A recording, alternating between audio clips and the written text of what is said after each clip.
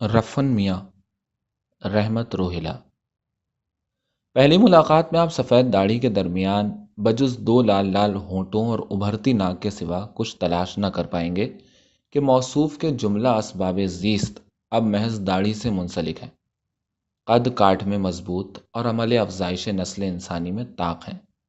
بچپن میں باعتبار رنگ و روپ پپو تھے، حد جوانی میں بینائی کمزور کر بیٹھے کہ بہت پڑھاکو تھے، پر عملی سفر میں پیچھے رہ گئے کہ خود کو ساری عمر سقراط سمجھتے رہے، لیکن زہر کے پیالے سے دور رہے کہ سقراط بننے کے لیے سچ کا زہر پینا پڑتا ہے۔ ہندوستان کے شہر الٹے بانس بریلی میں پیدا ہوئے، پر خود بانس نہ بن سکے کہ پستہ قد رہ گئے۔ موصوف سابق حدود سلطنت لودھی میں تولد ہوئے۔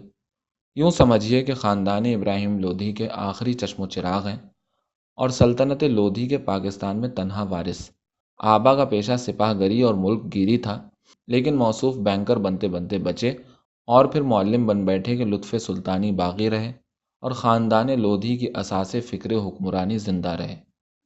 والد نے نام رفیع احمد خان رکھا، گھر والوں کو شاید نام نامناسب سا لگا، سو رفیع احمد خان سے رفن بنا دیے گئے۔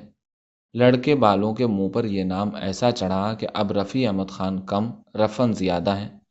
کچھ کچ فہم موصوف کو شیر گزیدہ سمجھتے ہیں کہ شاید رفیع احمد خان رفن تخلص کرتے ہیں اور شیر کہتے ہیں، جبکہ احباب خوب جانتے ہیں کہ رفیع احمد خان اشعار سے یوں بدکتے ہیں جس طرح گھوڑا چابک سے۔